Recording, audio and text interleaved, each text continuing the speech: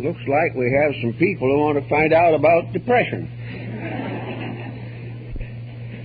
It seems to me that the main problem involving our emotional tensions at the moment is to consider, if possible, the purpose for which we are in this world.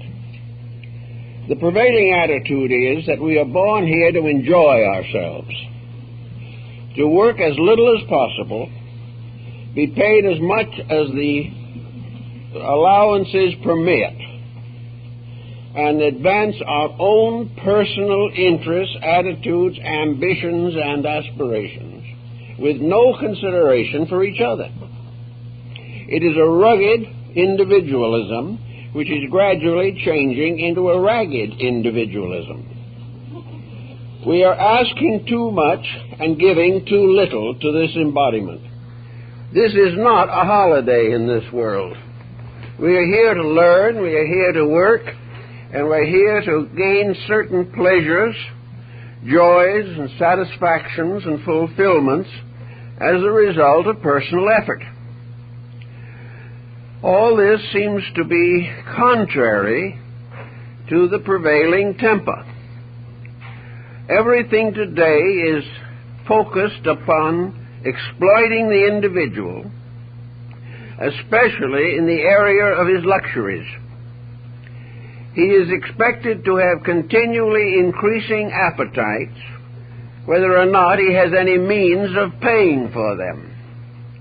He wants more and more for doing less and less, and almost everyone is geared and keyed to a delusion.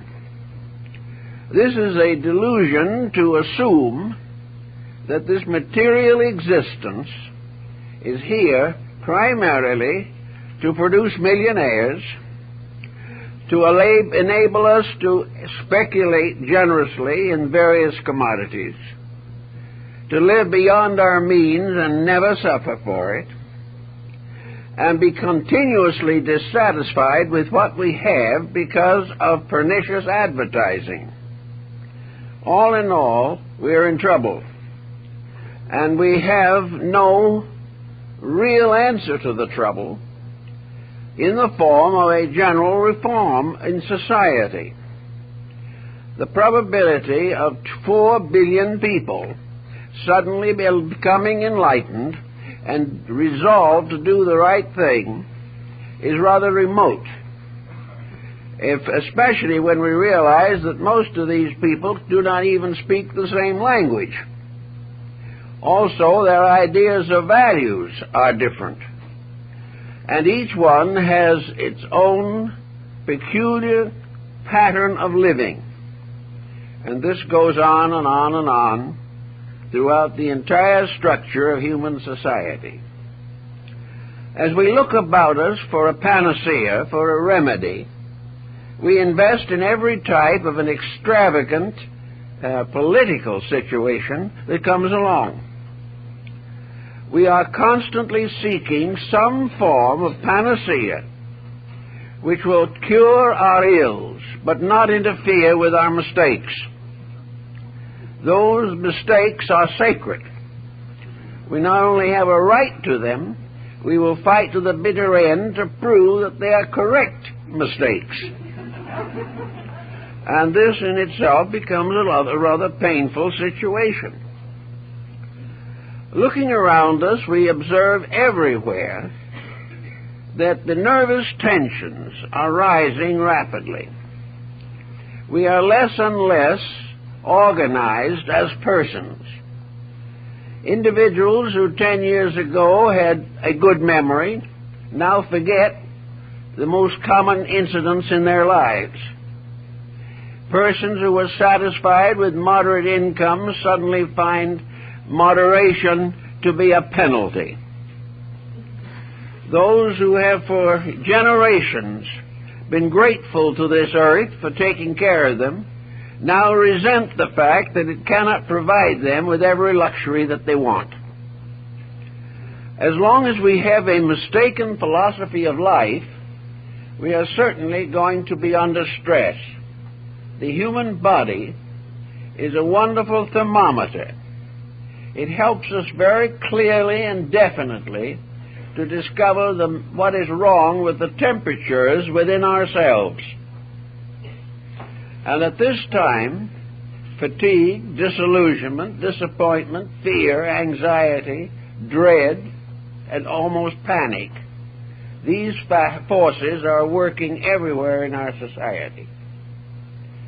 If there is any possibility of correcting the situation, it certainly rests with ourselves. We cannot depend upon our neighbors changing.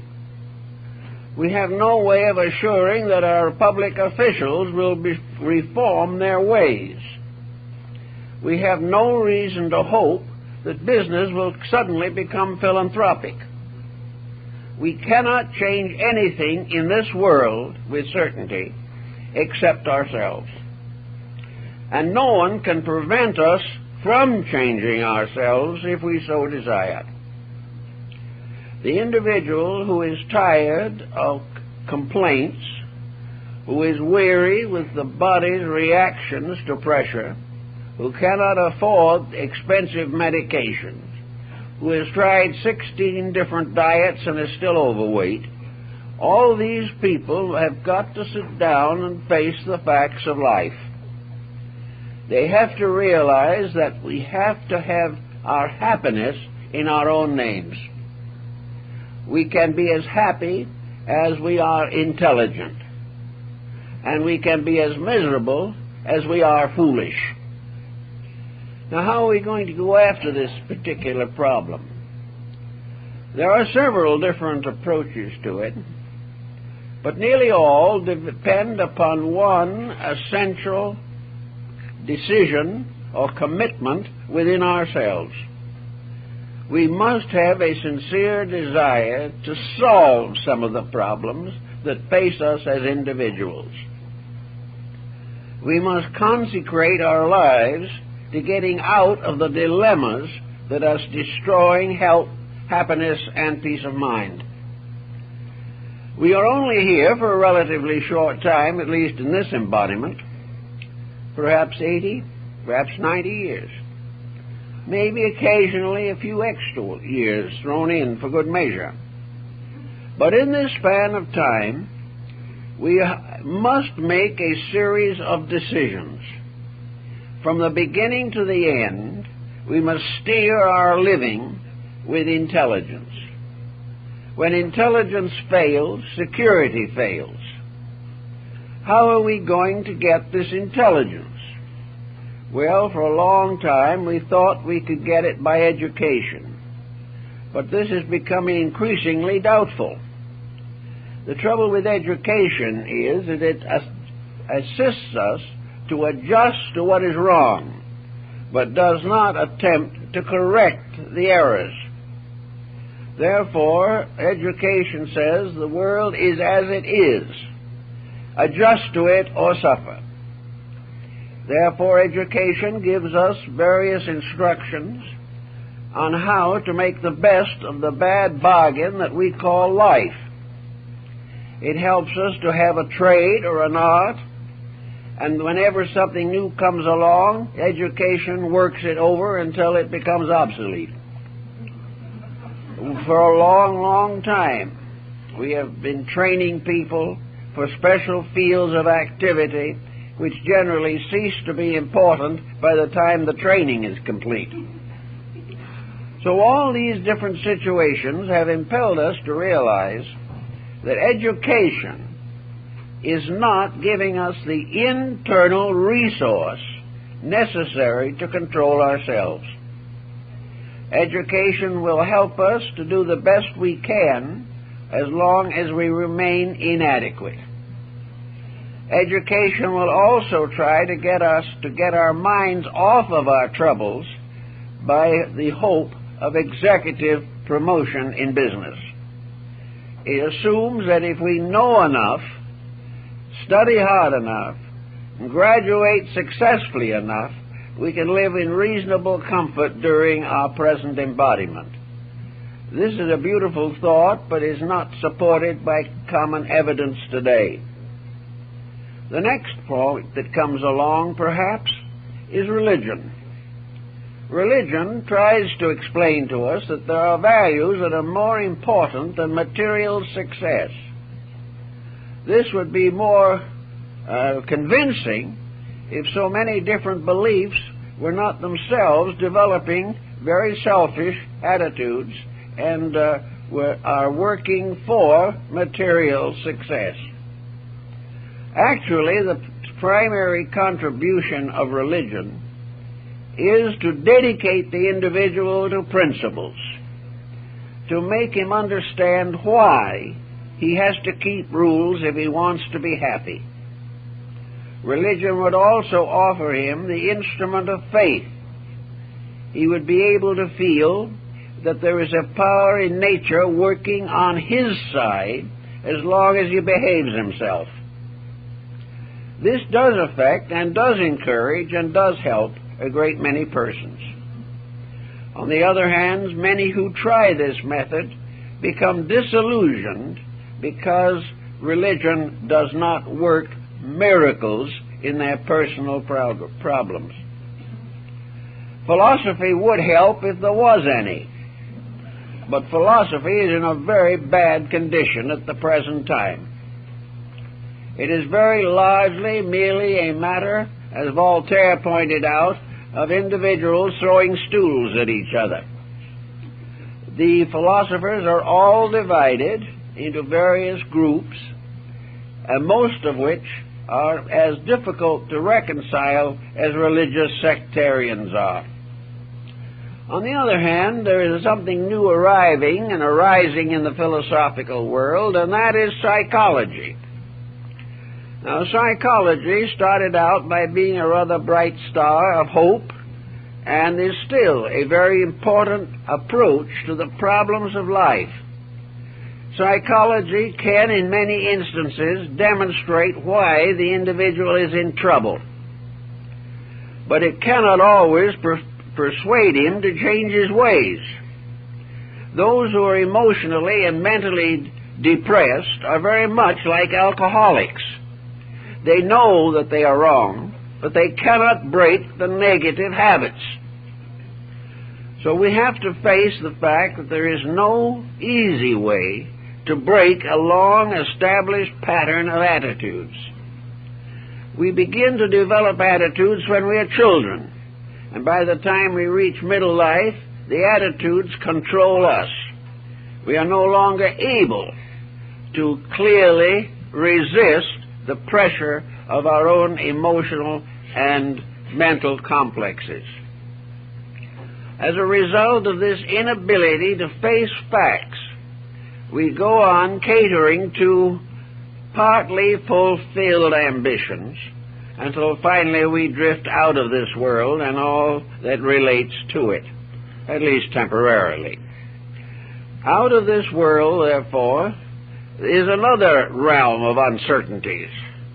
Many persons who cannot live well here, or do not, have a very strong hope that they will do better after death, that somewhere out there is a reward for all of the suffering they do here.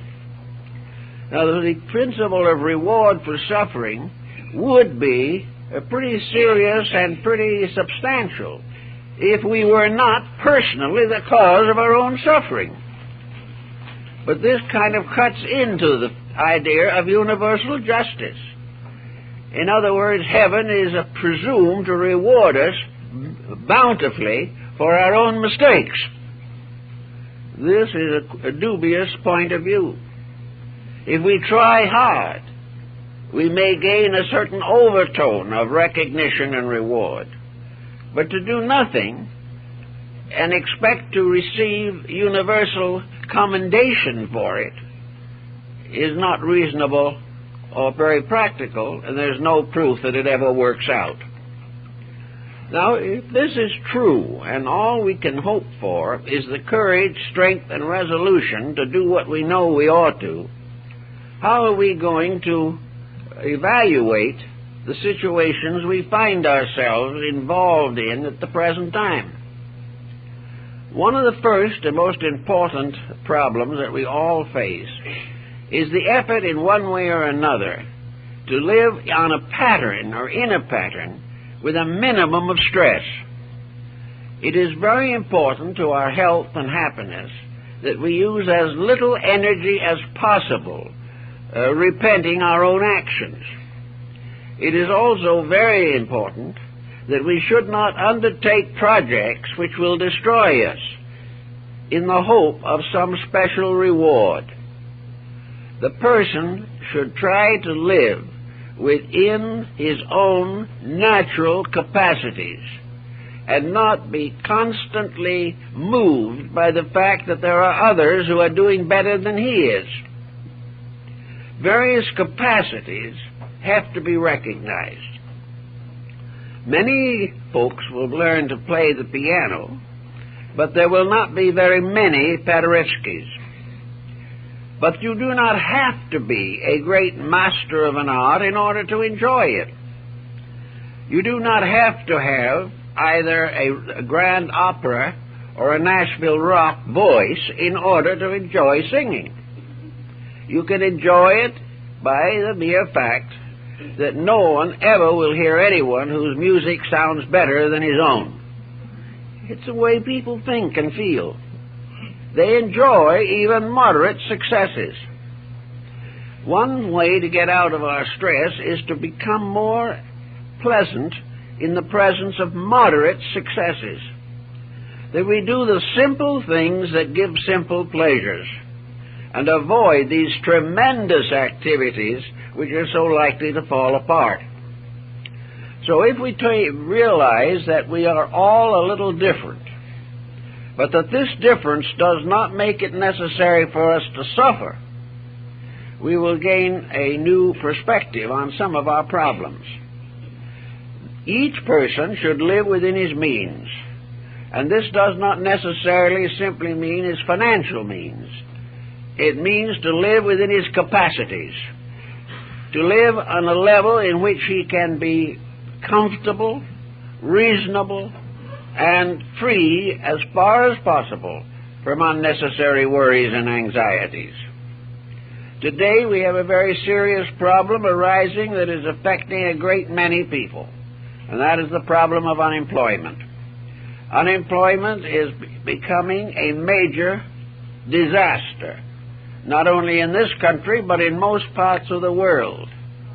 We have reached a point in technology in which we are gradually running ourselves and each other into bankruptcy. We are constantly seeking to broaden the measure of profits and gradually reducing the employable in these various fields. Now, everyone is subject to the danger of one of these problems hitting home. From now on out, the problem of economic security is always going to be a subject of hazard. One day we may succeed, the next day it may take all that we have to survive.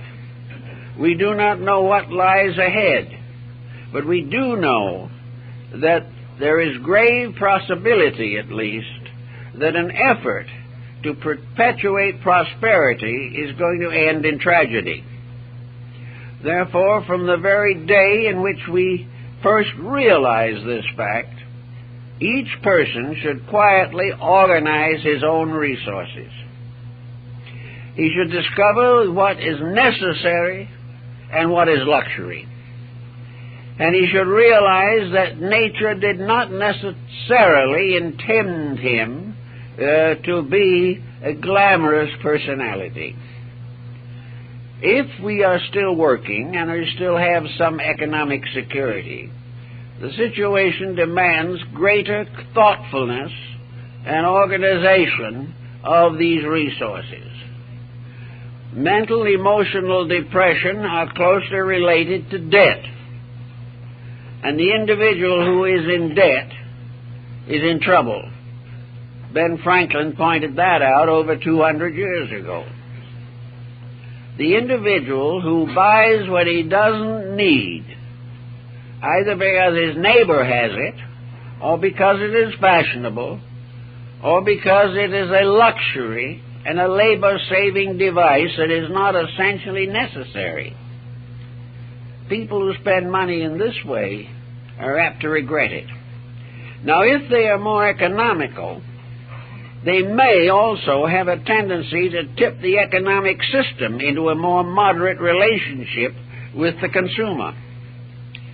It is necessary for business to realize that it cannot flourish by making individuals into bankrupts. That when the individual spends more than he can, business itself is ultimately going to suffer. So if we are employed and we have reasonable securities, and we can perhaps feel that we could splurge, this is an excellent time to realize that splurging is not the basis of happiness. It is really something which will only ultimately contribute to worry and anxiety. Now, if the person is not employed at the moment, and therefore has a problem involving labor unions or involving the curtailments and bankruptcies of various corporations, then it is too late to try to prevent the situation. It is then necessary to do whatever can be done to reduce the pressure and to get into as economical a balance as possible. This very often will result in the loss of luxuries.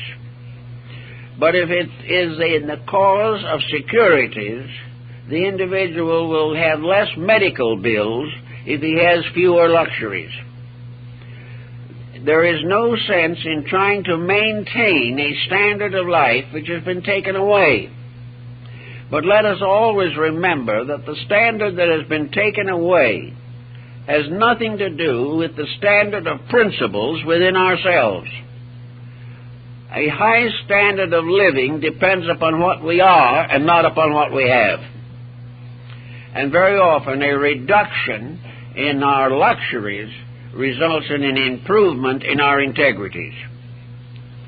So wherever necessary or possible, the individual should begin to discipline his appetites. Not long ago, a friend of mine took 2 or 3 people to dinner in one of our moderately fashionable restaurants. The dinner for 4 cost him $125. The food value was probably about $7.50. The rest was prestige. Well, prestige is something that the average person today cannot afford. It is not necessary for him to retire to a one-arm lunch counter, but it is necessary to be thoughtful and to curb extravagances. And the person who says, I'm going to be extravagant now because I do not know how long I can keep it up, is foolish. The purpose is to move and smooth out a way of life in which there is the greatest probability of being able to live it the rest of your days. And this means a moderate relationship with life itself. It means an ability to cope with probabilities of difficulty and stress. Actually, the theory we seem to be working from largely today is that our principal legitimate expenditure should be for entertainment. This has resulted, of course, in a measure of entertainment which most persons are having more and more difficulty standing. The entertainment field has catered to the worst, and there is no improvement in sight. Extravagant expenditures for modern entertainment is a complete waste of time. This is another problem that people have to face. They've become so accustomed to these matters that they do not think very much about it if they finally decide they would like to pay $100 a month for X picture channels, or would not object to paying $50 a seat for a theater ticket. This type of thinking is going to result in nervous breakdowns for millions and millions of people. You cannot do it that way without worry. And for the moment or two, an hour or two of pleasure, or what you think is pleasure, you may pay with hours of worry and anxiety when you can't make the car payment. All of these matters mean that organization of yourself, the clear understanding of what you need, what is necessary, and what is proper. These things must be given their proper consideration. There will always be somebody in this world that has a little more worldly goods than we have. But it's not at all certain that that same person doesn't have more worldly worries than we have. Luxury is a lovely thing if you don't mind worrying yourself to death trying to maintain it. There are false values of all kinds that are being heavily rewarded, and individuals are taught to believe that these false values are worth sacrificing integrity to attain. But they're not. And it's becoming increasingly evident that we are on a very dangerous path at the moment. Actually, however, there's one reassuring point. It's not as bad as it seems to be. Because, as one man said years ago, the less we have, the less we can lose. It is the individual with great holdings who has great losses.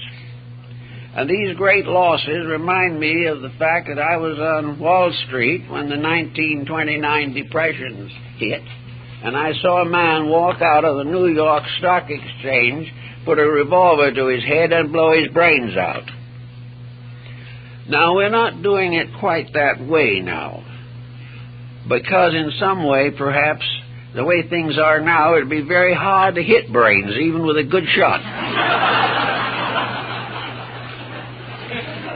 The main point is that a quiet approach to life, a moderate approach to life, while it may not be free from all anxieties, reduces them. Reduces them because of the effect it produces in personal living. At that same time in 1929, a number of persons reported that having seen their entire holding wiped out in one day, went home and for the first time in years had a good night's sleep. There was nothing more to worry about. Now, if these persons had been moderate in their investments, wise and thoughtful, had not been over-extravagant in their living, they might have escaped this deluge and have had many good nights' sleep because they were never in danger, or the danger was so slight it was scarcely worth considering. We watch each person as the days go along, and we find friends and relatives and acquaintances becoming more and more edgy. No one seems to be very happy about anything, and nearly everyone has a pet peeve as to what is wrong. If we get about 500 people together, each with a different peeve, and they all express what their peeve was, the composite result would probably be approximately correct, because there are hundreds of causes for these uncertainties and these unpleasant reactions. The individual has to be careful, however, that he doesn't manufacture difficulties. It's bad enough to face the real ones, but it is even worse to imagine a great number of problems that do not even exist and become frightened to death by the products of your own imagination. Actually, we are all looking for something, someone, that we can blame for this particular problem. Last week I had one envelope come in to me that must have had 50 sheets in it, each containing some definite explanation of who was responsible for everything. It was not only a completely discouraging list, but the question always arose, well, how much fact was there in it? Because actually the various statements were very lightly supported, if at all. For the most part, it was simply blind anxiety blurting out its fears. Well, There is a lot of that these days. Individuals are frightened. Everywhere they turn, they see a conspiracy. Everyone around them is out for something that they have. All around the world, every religion, every political system, every industry, every economy is corrupt and is being used to destroy our peace of mind. It's very, very tragic. But the only answer to it lies in having an indestructible peace of mind. Whatever happens, we will discover, as we have from the past, that the worst does not occur. No matter how much problem and fear and worry we have, or how many conspirators we assume to be hiding somewhere to separate us from a few dollars, the real problem lies still with ourselves, that we cannot afford to develop vast prejudices that divide us socially, religiously, racially, culturally. We cannot afford to look upon everything that is not like ourselves as an enemy. We do not realize the danger of this prejudice problem. And nearly everyone who is unhappy today is pointing an accusing finger at what he regards as the cause of his misery. But up to now, his tendency has been to point his finger in the wrong direction. He should be pointing it at himself. For here is where the real problem has to rest. It is our own ability to integrate our living and our thinking so that we can fulfill the Bible admonition that if we are right, we will survive, and that those who are wrong may fall on both sides of us, but we will still stand. The problem is always that we must be right. And this is the first line of defense against worry, fear, and anxiety. We have to be correct in our own relationships with life. It might seem that this is a very serious frustration, and perhaps it would be a little bit of a frustration if this was the only existence that we have. But whatever we do here is certainly going to go on, and we are going to take with us into something beyond this life most of the pressures that have burdened us here. There is no reason to assume that death changes us. It changes our location, it takes away our body, but there is no way of being sure that it changes any mental or emotional attitudes that we may hold. We will probably go on being ourselves, and that means that unless we have done something to improve ourselves, that if and when the time comes to start another pattern of living, we will bring back nothing but the faults and pressures that we took with us. So we have to, in a long-range thinking, try to make the corrections that are necessary while we are here. If the individual believes that he doesn't come back, it still remains the same problem. If he doesn't come back, it's all the more reason why he should do the best he can here and get as much of real value out of life as is possible. So the nervous person has got to sit down and analyze what is the cause of his nerves. What does he dislike? Who is he jealous of? What person is irritating him? Why does he hold on to ambitions and appetites that are unreasonable? Does he really think that by buying the larger house he's going to be a happier person? Does he really believe that he has to keep up with the Joneses? Does he find it absolutely necessary to make every possible last degree of profit on every transaction that he makes? Is it necessary for him to profit to the point that he prevents other human beings from having the proper necessities of life? All of this selfishness and self-centeredness is contrary to rules. And nature's way of doing things can be summed in the simple thought: if we are not reasonably contented, there's something wrong with us. We like to assume that it's wrong with the system, but the system is nothing but a mass of us. The system is a collective picture of our own personal attitudes on the various responsibilities of living. Out of this also comes a new type of escape mechanism. The individual, not wishing to change himself, has only one way out, and that is to forget himself. Instead of rising above his own weaknesses, he is going to escape from these weaknesses by killing out his own recognition of them. So the person who is nervous or neurotic or depressed goes on to medication. If he is depressed, he may be given a stimulant. If he is overexcited and obviously a paranoid, you can give him one or another form of sedation. Always the idea is not to cure the problem, but to block the symptom. We are supposed to get well by forgetting what we are supposed to do.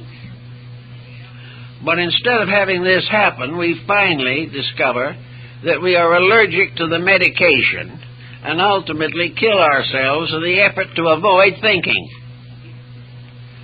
Also, there is the alcoholic. There is all the different type of escape mechanism. We find people who are living in a very unpleasant, unrealistic, and unmoral way simply to escape the problems of life. Another thing that is very important, and I notice a lot of people seem to be struggling with it, and that is, what is the person doing actually to improve his own mental existence? What are his interests? What does he do to make a better life that will solve some of his problems? He comes home. It's been a hard day at the office, or it's been a hard day somewhere. Or it's been a day in which there was very little work but a lot of anxiety and irritation. So he comes back.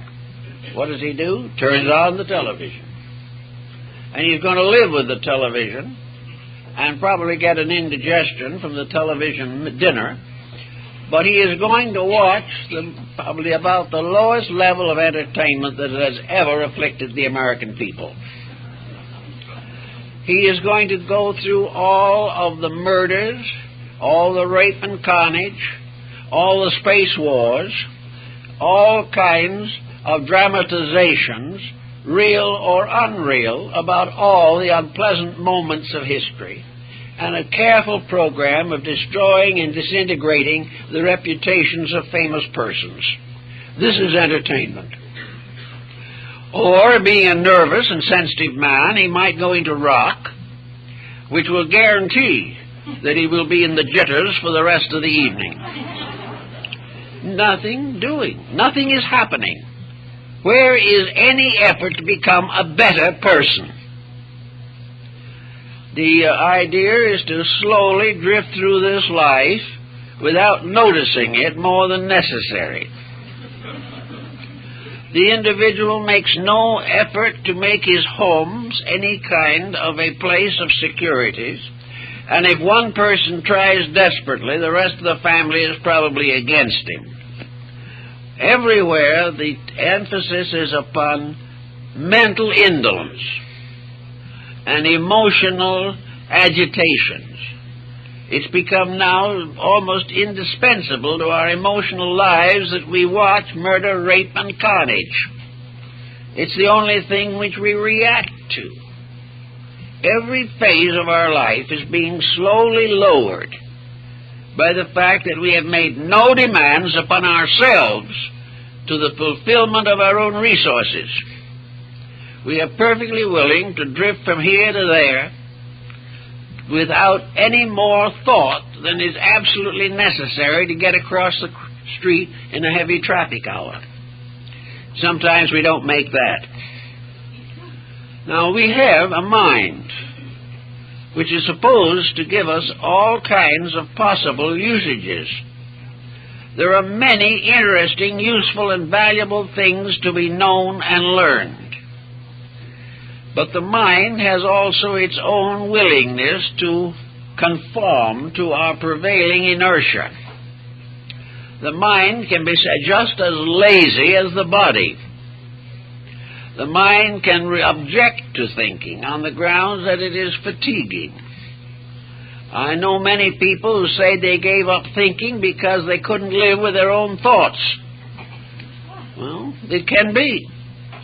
Because if you use the mind simply, without discipline, without direction, and without motive, it can spend its time wandering through a maze of inertias and inadequacies which are worse than nothing.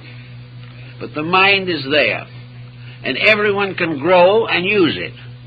And the time spent in using the mind properly can be saved from the complete waste of mental energy and the corresponding danger to the nervous system. The person who is thoughtful is not going to be nearly as panicky as the thoughtless. And the less organization we have, the more subject we are to adverse crises of one kind or another. If we do not run our lives, circumstances will treat us like a heavy storm will treat a small ship. It is up to us to take hold of these things if we expect them to solve problems for us. Now, on the mental level, apart from the emotional pressures, we have all kinds of inducements to poor thinking. Good reading has become a very rare thing. Nearly all the books that we find now popular, the best sellers, are trivia. They demand nothing and provide some form of more or less transitory and inadequate entertainment. We buy books now because everybody else reads them or because we subscribe to some book club. But most of the books we read are worthless. And it probably is just as well that they won't last very long because they weren't worth anything in the first place. In the past, reading was a great art. Even in the early years of the present century, reading contributed tremendously to many aspects of human character. A wisely selected reading program informs the mind, elevates the thinking, and most of all, educates vocabulary. A person who reads good books has a better control of language and can express his own feelings more adequately as a result of having an adequate vocabulary. The reader also learned to spell and gained discrimination in literature. He became aware of what was a good book and what was not a good book. He also became aware of customs and policies and peoples and ways of life all over the world. He could become almost a universal citizen, reading quietly by the light of a gas mantle on his table. This is practically gone. Reading today is completely trivial in most instances, and more serious reading is devoted almost entirely to some form of skill or scientific knowledge which we hope is going to improve our earning capacity. If we would take 2/3 of the time that we spend listening to bad news on television to a study of the basic literature of the world, a serious study of history, of biography, a serious contemplation of carefully drawn human characters as found in the writings of the great novelists and the great literary geniuses of the 19th century, we would come into a better relationship with life. We would have more tolerance for other people because we would understand other people better.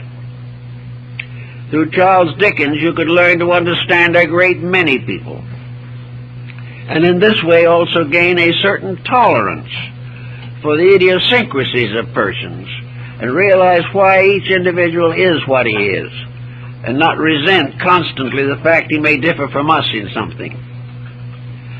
Art, music, all of these civilizing forces can be cultivated by discrimination. But if the discrimination is lacking, all these things simply become time killers.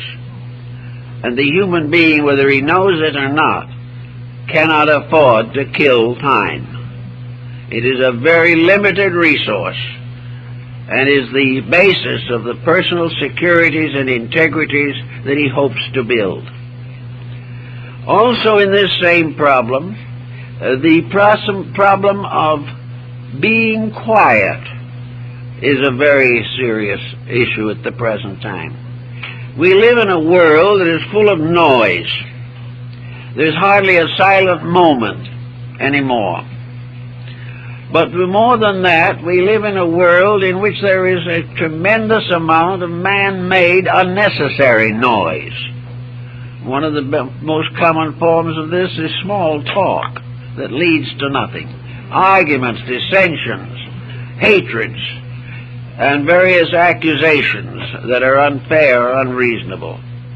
Somewhere along the line, the person who wishes to know himself must be able to sit down and become acquainted with himself. To each of us, ourselves remains always the unknown person. We spend very little time trying to understand our own motives. We simply fulfill the pressures.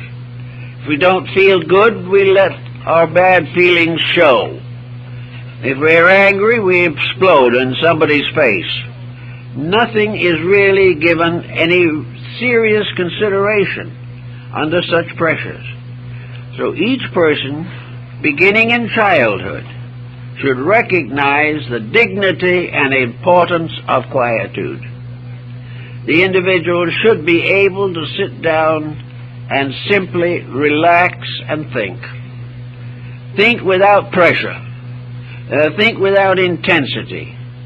Think in fields and areas which are comforting to the mind. Remember the better things of life and gradually discipline an appreciation for the benefits we have enjoyed, and also the gradual integration of patterns to contribute to the happiness and security of other people.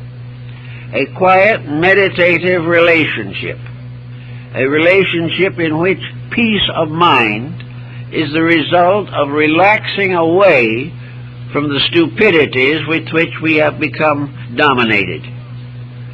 Everyone should be able to be quiet. It should not be necessary for the person who is not up to his neck in activity to sit back and simply fidget. There is no peace of mind where the individual cannot settle down quietly to contemplate or think or enjoy the benefits of his own spiritual experience and life. It is also through the quietude that we have to approach heaven. For whatever religion we may hold, whatever faith is important to us, we come closest to realities in quietude. And when we get nervous and upset and the blood pressure rises, quietude will bring it down again. Quietude also brings with it patience. The quiet person does not necessarily carry a chip on his shoulder. The quiet person is able to estimate more correctly the attitudes of others. It is much less likely we will misunderstand people if we listen quietly to their words or watch quietly their actions. Very often misunderstanding is simply within ourselves.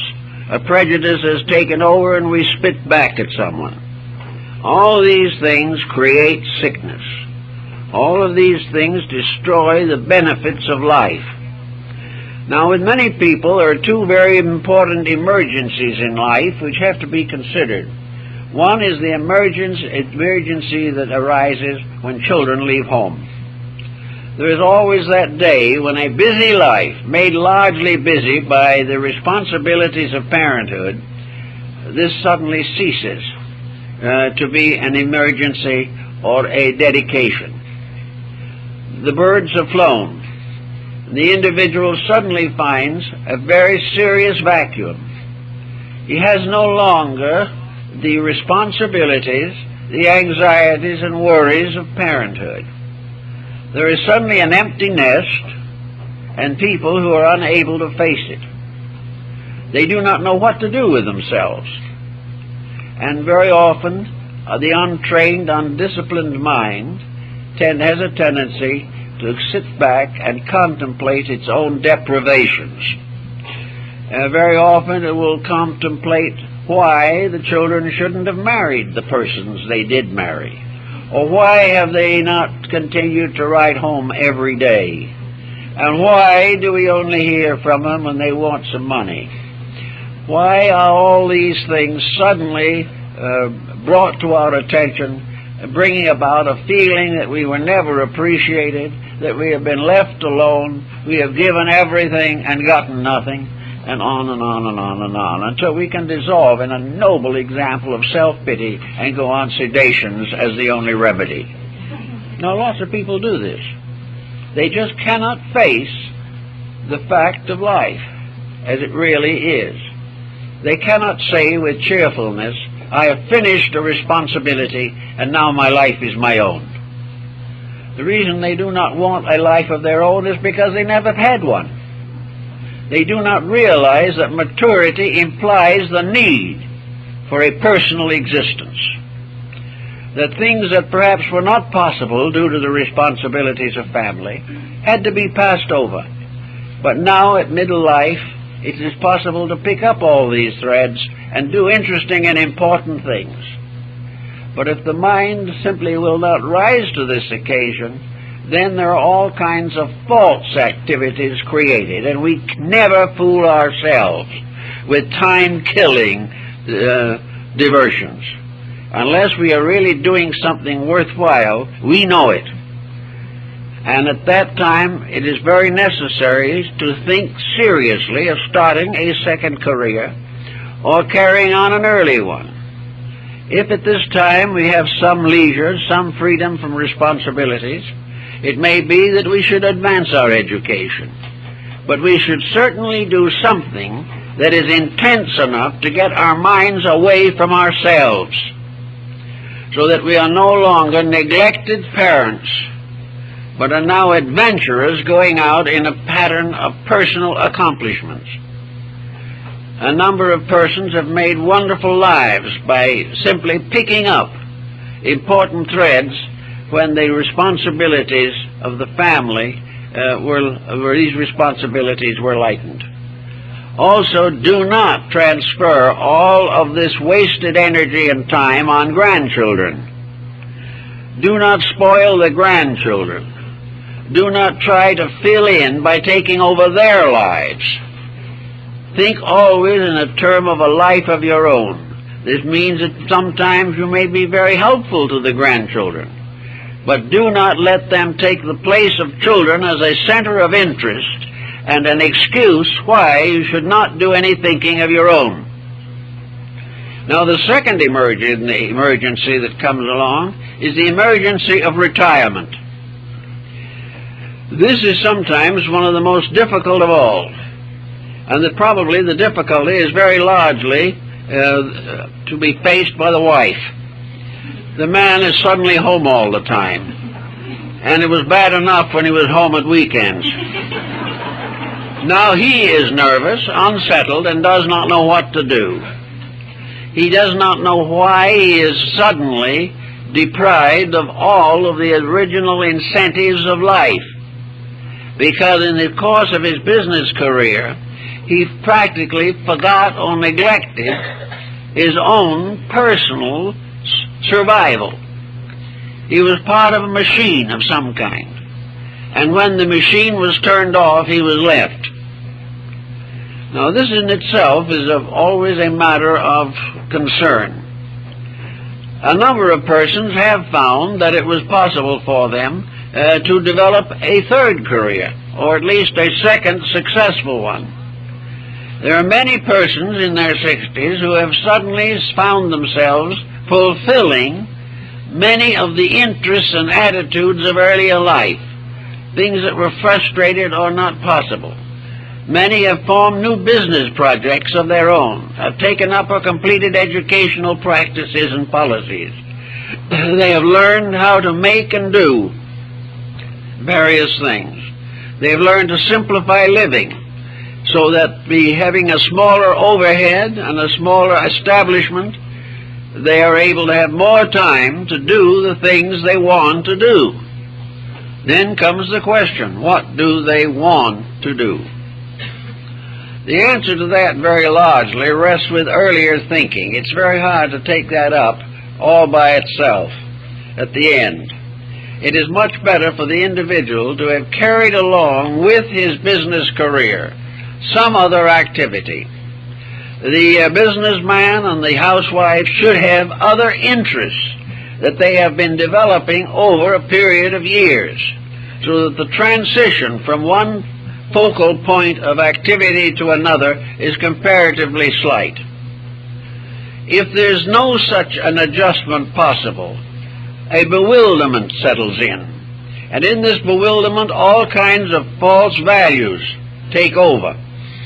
And the person gradually falls into one form of depression or mental chaos or another because of the lack of focal point. That a person should reach retirement age without a mind sufficiently disciplined to carry him from that point on seems difficult to believe, but it is very, very common. So that the undisciplined retiree falls into small purposes that have no real significance and no actual satisfaction for himself. Here, hobbies can be important, especially if these hobbies have basic educational value. Various projects involving social activity, in teaching and in working with people, all these things can develop into useful extroversions. But most of all, if the person's retiring at 65 or 70 has no interest in life, it is an indictment of his previous living, and it is also a hazard to his survival.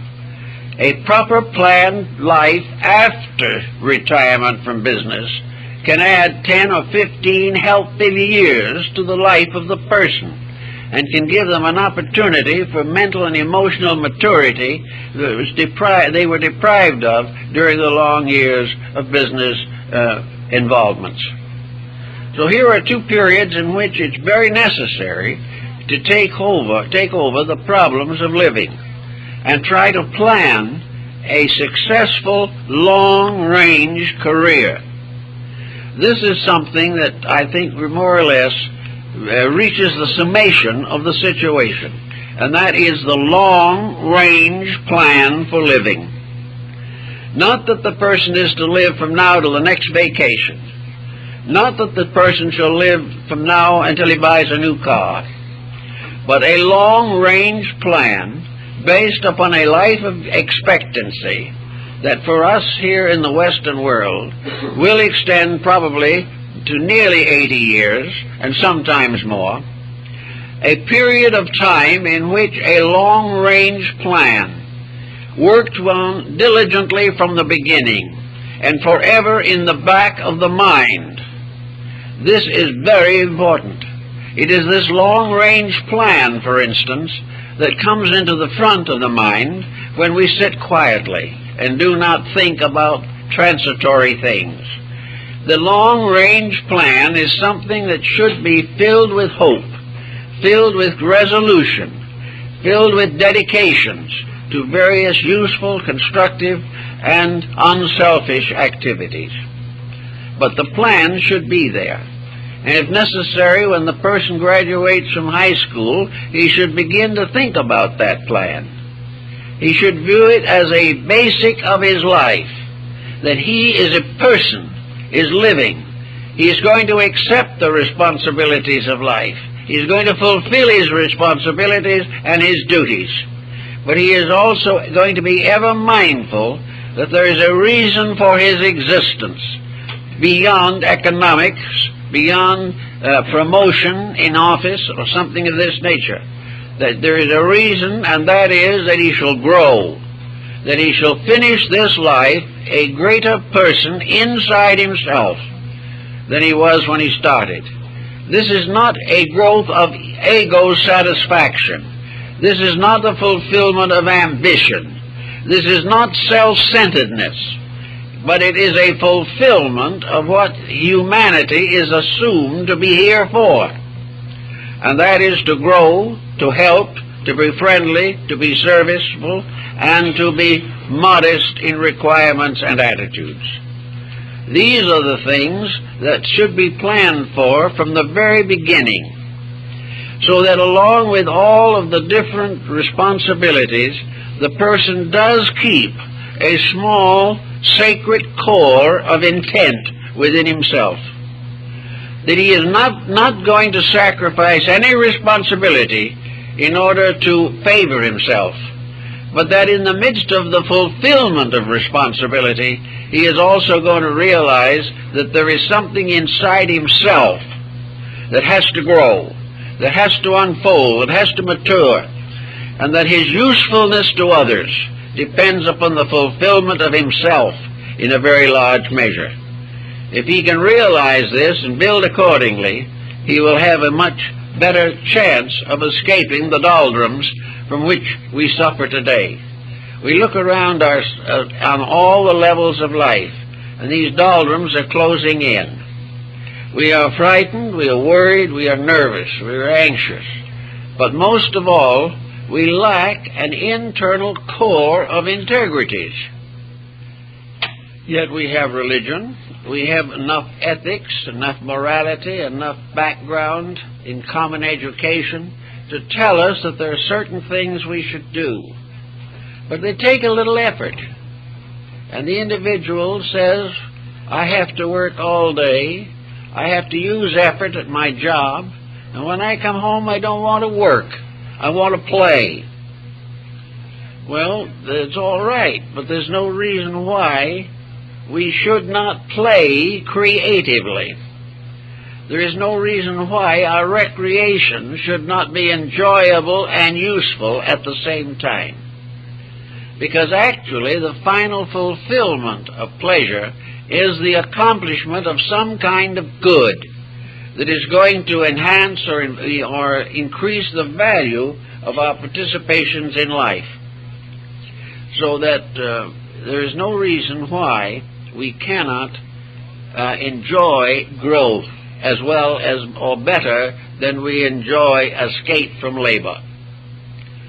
Now in the same problem, we find people in these difficulties are very often inclined to drift along. Now, there's a very narrow line of demarcation between an attitude and an affliction. The individual who holds wrong mental and emotional attitudes long enough will finally develop a chronic form which may progress into something extremely undesirable. The individual will no longer worry because he feels he has something to worry about. He will worry because he can't help worrying. The problem is no longer important. It is becoming a mechanical process. Also, a neurotic gradually can drift into a psychotic. The moment we begin to develop wrong attitudes, we begin to endanger not only peace of mind, but health of mind. We become very close, perhaps, to mental disease. But the same is true of emotional disease. Very many people who in one period or another in life fall into the problem of a psychosis are persons who from the beginning of life never controlled themselves. They are persons who from the beginning had certain attitudes which were difficult. Most children growing up have at least one difficult attitude somewhere in their makeup. If this is not worked with, if not corrected, if no one does anything about the difficult attitude, it may linger and never appear in any major way, but it may, under adversity, come out with a torrent of pressures. The child who has always been dictatorial can become a dictatorial adult. A dictatorial adult will always finally face another dictator stronger than he is, and the result will be a collapse. We cannot allow any undisciplined attitude to take over. We have all kinds of beliefs, but these beliefs finally become finalities. You take a person who is very worrisome on some subject, and you say to that person, what is the foundation for your worry? What have you in the form of evidence, actual evidence, to support your anxiety? And very often the person has no direct answer. He's worrying because everybody's worried. He's worrying because the world's in a mess and everyone knows it. And he goes on with these generalities. But he does not have any clear indication or any clear process to explain his own attitude. It's just a generality depending largely upon the conduct of other persons. So under these circumstances, it is very important that the person shall take over an attitude the moment he finds it arising within himself. One of the simplest attitudes that we have to work with is prejudice. Now, to many people, prejudice is loyalty. Prejudice is necessary because it belongs to the group, or it belongs to the family, or it belongs to the theological structure to which the person belongs. Prejudice is therefore something which is very hard to cope with, but prejudice nearly always ends in trouble. Prejudice opens the person to every type of negative propaganda that can be launched against him by society. Prejudice destroys peace of mind and cuts him off very often from important, useful, and friendly people. Prejudice can affect the fate of his children. It can affect everything, his job, and everything that relates to his life. If he becomes locked in the concept that every dog is like the dog that bit him, he's in a bad way. There is no possible way in which prejudice can end in anything except sickness, because health depends upon seeing good in everything, and sickness is seeing evil in everything. And the more evil we see, the sicker we become. And the quicker we come in contact with good that is appreciable to us, the quicker we begin a recovery. So we watch prejudice, and it's very scarce to find anyone who isn't involved in it in some way. The most common prejudices are religious and racial, but national, political, industrial, economic, educational, medical, all different fields are burdened with prejudice. And nearly every case, prejudice is a mistake. Now, that does not mean that the person has to become an easy believer, but rather that he must develop a discrimination that enables him to dissect and detect that which is proper and useful, without generalizing on a situation in which generalities are too abstract and uncertain. Now, another problem involved is not only in prejudice, is ambition. Many persons are born Napoleons, and most of them end in Waterloo. Many people are quite convinced that by some circumstance beyond their own control, they are formed of a superior material. There was a special quality used in assembling their personalities. They will never be able to just simply be people, because they were born to rule, to lead. Now, these people are, my observation is that many of these people are about the most unfit persons I've ever known. Instead of this prejudice being an expression of a great capacity, it is simply pure egotism. They are simply self-centered, and overwhelm everything around them with the importance of their own attitudes, which are not important usually. And as a result of this, a great many of these highly ambitious people become utterly frustrated. They will never be satisfied with moderate success or moderate achievement. They must go on and on to the domination of society. People of the caliber of Hitler, Mussolini, Napoleon are examples of this tremendous drive, which ends in tragedy to themselves and disaster to the world. Therefore, the individual must be very reasonable in his ambitions. You should have ambitions which are largely aspirations. You should have the aspiration to become a better person. You should have an ambition to do your job well. You have a right to assume a reasonable advancement. But the idea that you are destiny's darling is going to cause trouble in most cases. The individual is frustrated and finally very often psychotic, and this moves often into the religious field, and the individual believes in a special dispensation that has been granted to him, and as a result he becomes a nuisance to others and a disaster to himself. These things have to be watched, but the mind must be the sentinel. It must stand ever ready to evaluate things. It must judge, it must confer evidence, proper decision. It must work out all these problems fairly and reasonably. That's what it is for. When we do not use it in that way, we get ourselves into constant difficulties. Emotional intensity is also very often a matter of frustration. And in this field, affections are a very definite factor. People like to believe that they know what love is. Well, love is a very mysterious thing. People have been trying to find a definition for it from the beginning of time. And I believe, if I remember correctly, it was Voltaire who said on one occasion that the best definition he knew was that love was an itch in the heart where it can't be scratched.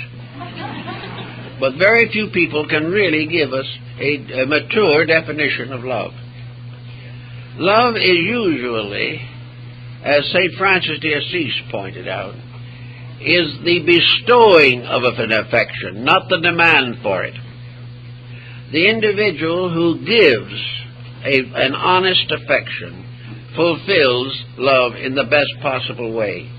But the individual who loves himself better than the persons around him, and who is always finally in love with his own interests, his own attitudes, and his own emotions, can be a very sad character in the course of life.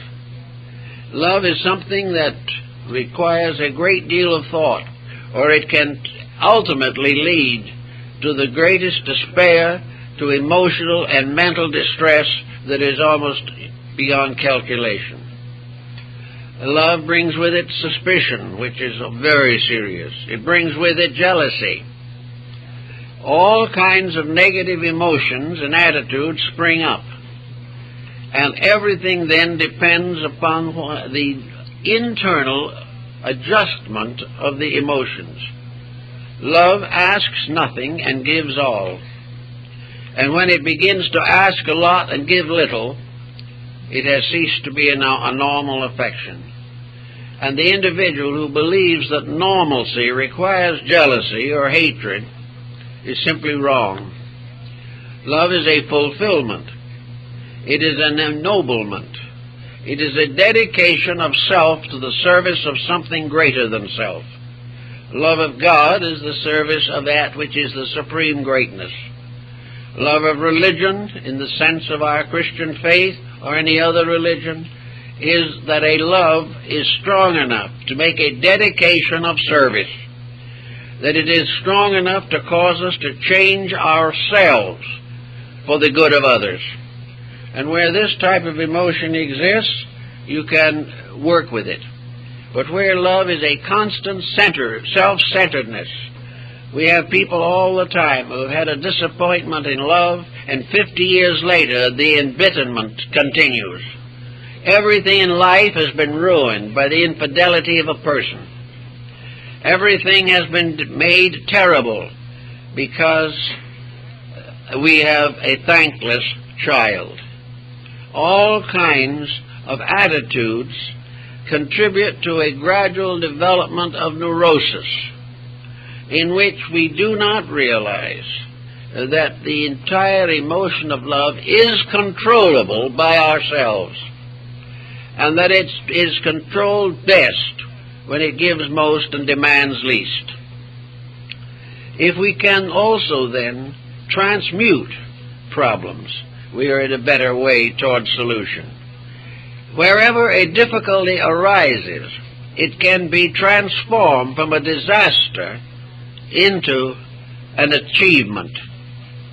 It is very definitely true that everything that hurts us most has a lesson that will make us better.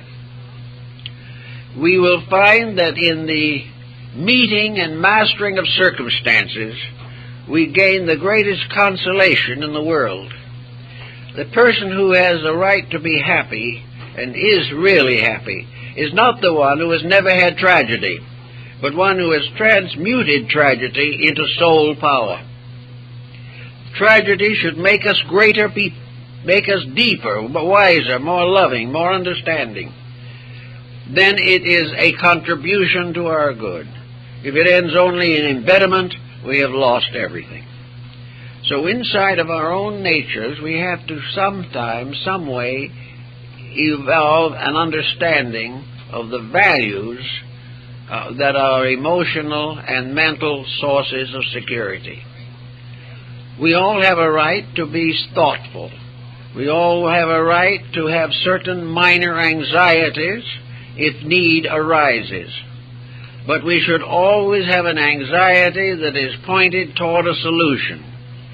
Whenever a problem arises in our lives, our first reaction should definitely be, what does this problem mean to me, and how can it make me a better person?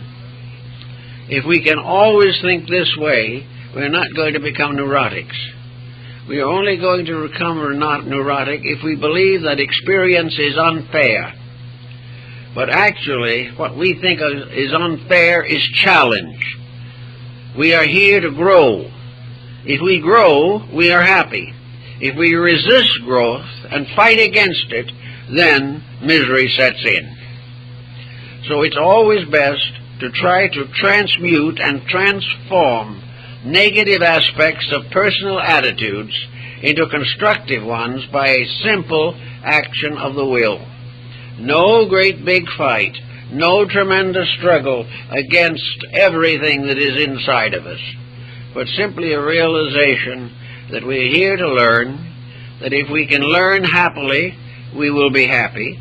If we cannot learn happily, we will be unhappy. But regardless of our attitudes, nature says we will ultimately learn.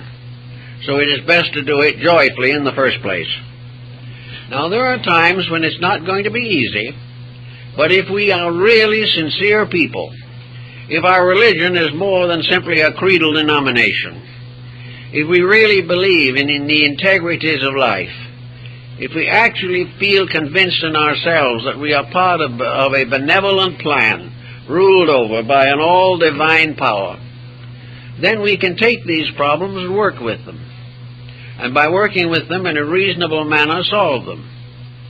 And by solving them immediately as they arise, we can go through life without scar tissue in the subconscious. We can go through life without developing a series of mental and emotional infirmities which will become worse as we grow older, when we will have ever greater need for peace of mind. We can have it if we earn it. But as the Arabian Nights said, their happiness must be earned. The individual to be happy must keep the rules. The individual to be healthy must obey the laws. And a person who allows his mind or emotions to go to seed is bound to have trouble. But knowing this and realizing it, and knowing that we are equipped to combat this situation, and that there is always within us the power to transcend any debility that we may manifest, it is perfectly possible for us to day by day make those improvements in our own living by which we will prevent the closing in of this pressure of pain, psychological misery, mental headaches, and the resulting disabilities. Every attitude relates to some function of the body. There is something in us, an organ, a muscle, a nerve, a gland, an artery, or a vein, that particularly reacts to any mental or emotional excess that we have. Each one of our attitudes is symbolically represented in a body function. If these attitudes, therefore, become sick, the corresponding body function will be debilitated. And whatever attitude is not according to natural law, which affects our mental and emotional living, also affects our health, and gradually tears down our physical resistance. Therefore, it's not necessary just physically exercise in order to keep well. Jogging will not solve the emotional, mental problems. But mental and emotional jogging, an effort to exercise the faculties and emotions constructively, will help us to maintain health. The body will take care of itself reasonably well if the mind and emotions do not sicken it. So if there's anything wrong in the body, try, at first at least, to work with the emotions and mental attitudes. And if it's no longer possible to prevent the situation, then realize the tremendous dynamic advantage of adjusting to it constructively, idealistically, and hopefully, with strong faith and optimism concerning the immutability of growth in nature, and that in the end all things will come out well. Well, time's up, folks.